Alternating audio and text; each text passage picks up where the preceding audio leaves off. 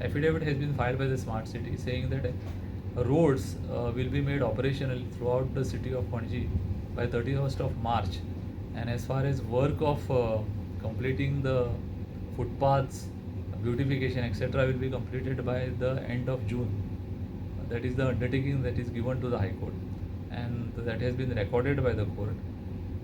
The court has accepted the undertaking and the timeline which was given by the Smart City. We had also applied for extension of time before the High Court because we had said that we would complete the work in the time-bound manner before the end of June last year. Now that time has been extended by the High Court as at our request. That is how the court has accepted the commitment of the government and the Smart City. That order was released yesterday by the High Court. Sir, what is the new deadline now?